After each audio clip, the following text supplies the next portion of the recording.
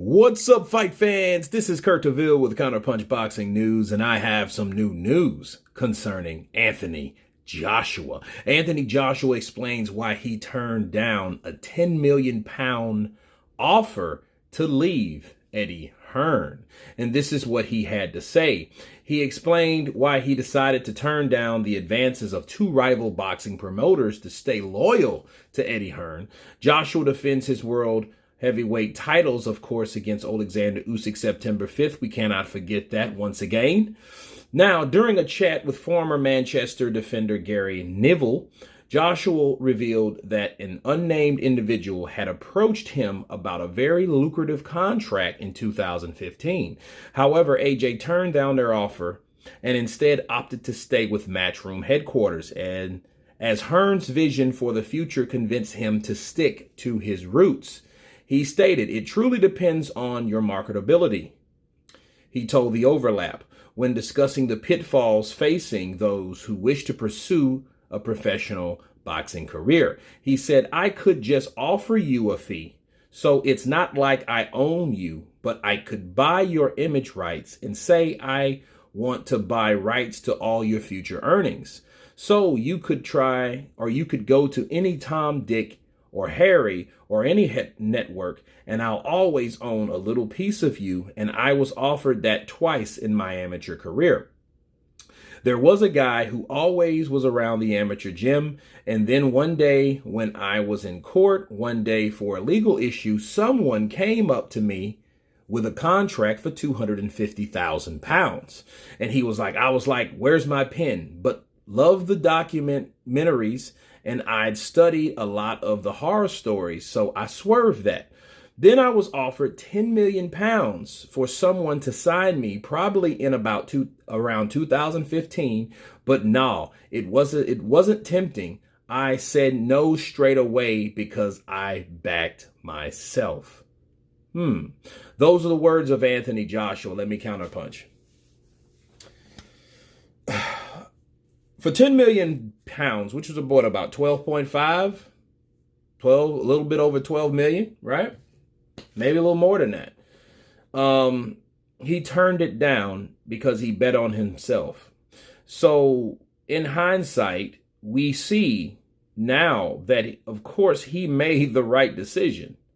10 million pounds to someone like Anthony Joshua, even at that time in 2015, that was a lot more than any other heavyweight received or was offered at that time. Think about it. Tyson Fury didn't receive that type of money then. And that was when he upset Vladimir Klitschko. And Deontay Wilder, you can forget about it. He wasn't offered anywhere near that. Okay. He didn't start getting that kind of offer until 2019. So about 4 years north for him. Okay. But with Joshua, he was offered 10 million pounds.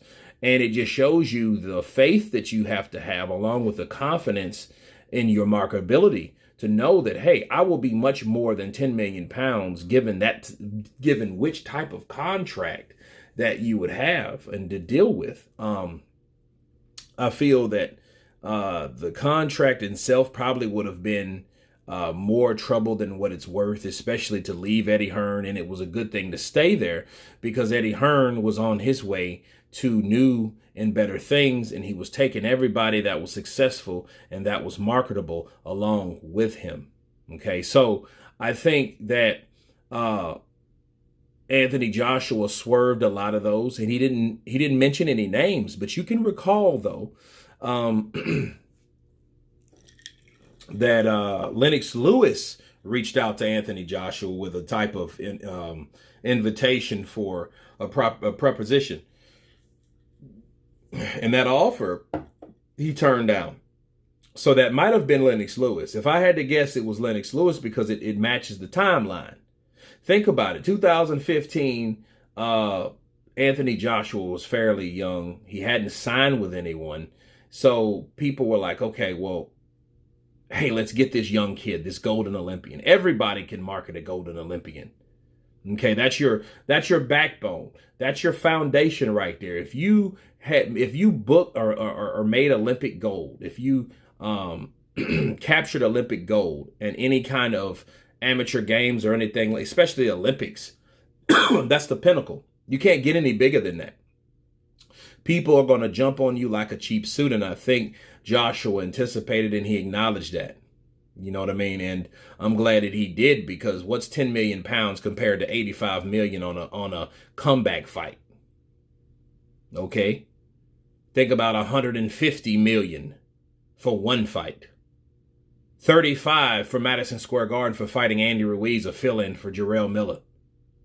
Okay. 20 million pounds to fight Alexander Povetkin. 25 million pounds to fight Carlos Takam. These type of fights, these type of sellout crowds has nothing. 10 million pounds had nothing to do with all those particular venues and fighters and paydays that I just mentioned.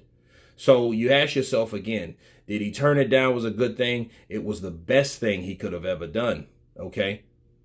This 10 million pounds, it ain't like 100 million. Okay, so for you to bet on yourself omitting $100 million, that's a totally different situation than 10 million pounds.